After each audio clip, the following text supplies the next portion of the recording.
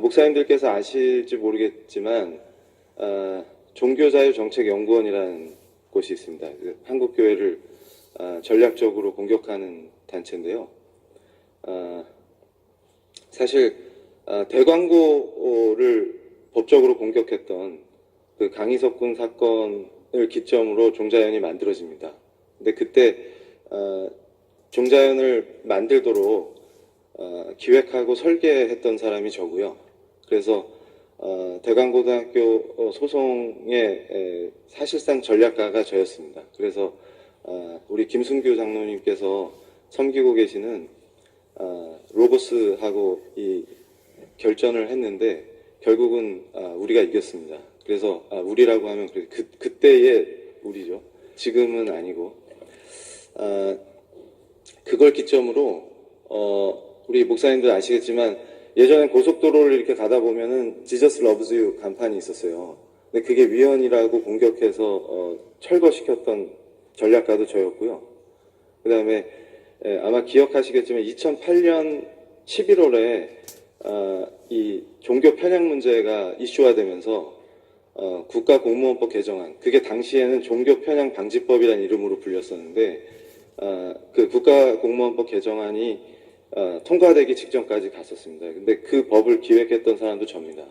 그래서 그 법이 얼마나 위험한 법이었냐면 그게 통과되면 공적 영역, 그러니까 국공립학교 교사라든지 공직자라든지 이런 공적 영역에 있는 분들이 적극적으로 선교하다가는 형사처벌까지 받을 수 있는 그런 아주 무시무시한 법이었는데요.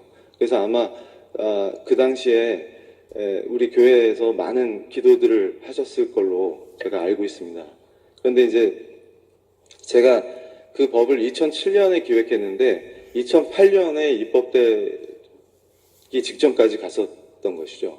그 외에도 많은 것들을 했습니다. 그러니까 교회에 사람들이 오게 되면 거기서 교회에서 투표하면 사람들이 모이지 않습니까? 그럼 혹시나 교회의 영향을 받으면 안 되니까, 왜냐하면 투표하러 온 날 이렇게 목사님들께서 말씀을 전할 수도 있고, 그러니까 전단지를 나눠줄 수도 있고 선교할 수 있기 때문에 그걸 막으려고 또 그게 위헌이다 이렇게 주장도 했고요. 그리고 아마 사랑의 교회가 어떻게 법적으로 공격당했는지 이런 걸 아시면 그 종교자유정책연구원이 줄여서 종자연이라고 부르는데요.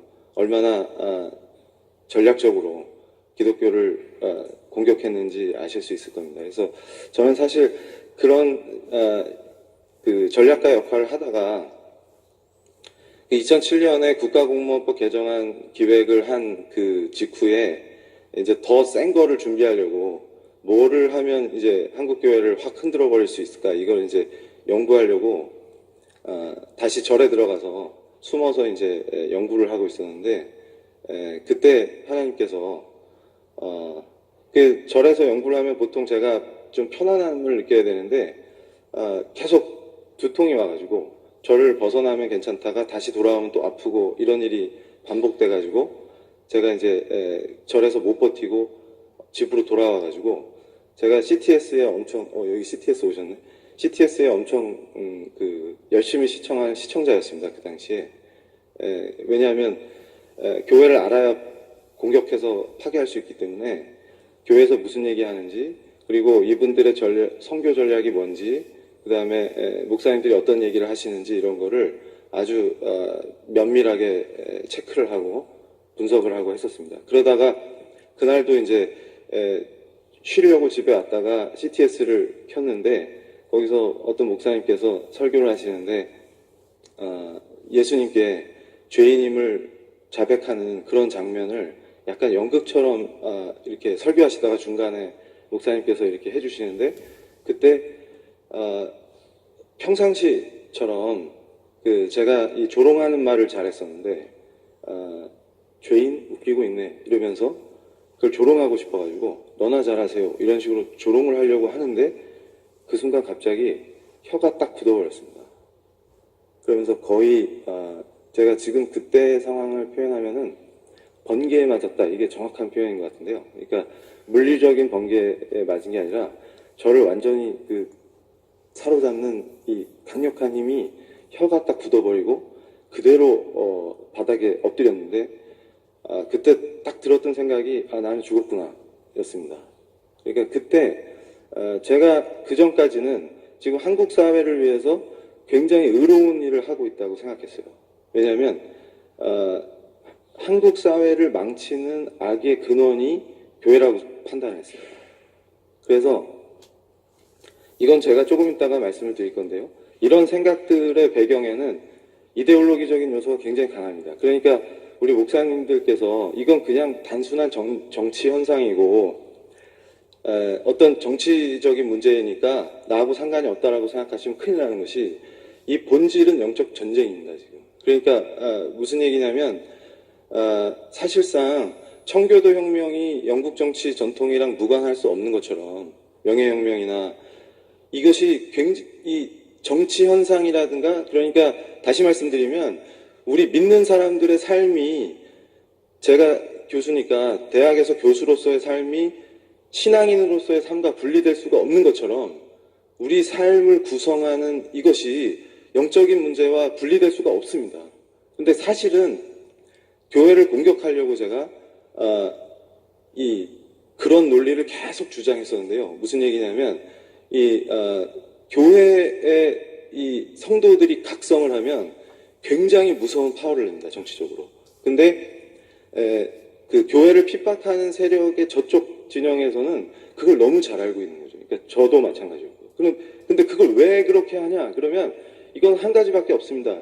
그러니까 내가 죄인이구나를 깨닫는 순간에 이건 저는 그 이전까지는 제가 굉장히 의로운 사람인 줄 알았거든요. 그러니까 아마도 제가 오늘 여기서 소개해주는 정치 세력들도 자기들이 굉장히 의로운 자라고 판단을 하고 있을 겁니다. 그러니까 그 의의를 실현하기 위해서 그들도 나름 열심히 하는데요. 그게 사실은 그렇게 하면 할수록 죄의 본질로 들어가서 자기만 죽는 게 아니라 전부 다 물귀신처럼 다 죽게 만드는 그 아주 위험하고 무서운 사상과 이데올로기가 거기 깔려 있는 것이죠. 그러니까 이 이데올로기는 사실은 이 사탄의 전략입니다.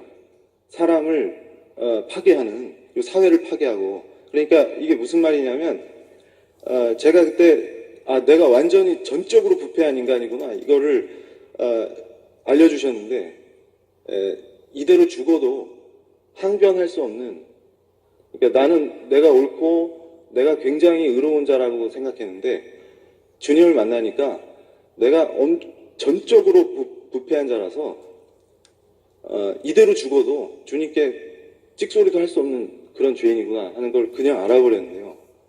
근데 그러면 거기서 죽어야 마땅한데 죽이지 않으시고 이분이 나를 구원하신 바로 그 창조주시구나 이거를 제가 고백하게 됐습니다. 그래서 그 뒤로는요 제 삶이 180도 바뀌게 됐는데요. 주님을 만나고 제일 감격스러웠던 거는 세상이 너무 아름답게 보이는 겁니다. 그 전에는 싸워야 될 거, 투쟁해야 될 거, 비판해야 될 것만 보였는데 이제는 가로수에 나뭇잎이 아름답고, 그러니까 이 인간의 죄의 본질이 예수님을 안 믿고 그분을 대적하고 그게 바로 죄의 본질입니다. 근데 이것은 말이죠, 그렇게 죄의 본질로 가게끔 사람들을 더 강화시키고 강력하게 결집시켜서 다 같이 죄의 길로 가서 죽자 이런 겁니다. 그래서 제가 영적으로 눈을 뜬 뒤에 제가 사상사 전문가지 않습니까? 정치사상사, 법사상사. 이 세계 역사와 정치사의 흐름을 보면요, 법의 역사의 흐름을 보면요, 그게 눈에 보입니다. 그러니까 사실 제가 지금 여기 거의 비장한 마음으로 왔기 때문에 좀 말을 삼가하지 않겠습니다. 이게 명백하게 종교개혁의 출발이 캐톨릭이 적 그리스도라는 것을 선언하면서 제가 깨달은 게 뭐냐면, 공부를 하면서 교회라는 제도를 만들어 놓고 그 안에 사람이 들어왔는데 이 사도행전의 엄청난 이 폭발력이 인류를 다 구할 것 같으니까 교회 형상을 만들어서 사람을 그 안에 들어와서 죄의 지배를 받게 만드는, 그러니까 예수님을 가리고 다른 걸로 예수님을 못 보게 가려버리면 예수를 못 만나면 죽는 겁니다. 근데 그렇게 해서 사람들을 죽이려는 이 간교한 계략이 있었다는 것이죠. 근데 그때 예수님을 있는 그대로 증언하는 증언자들이 나와서 순교를 하면서 우리 프로테스탄티즘이 시작이 됐지 않습니까?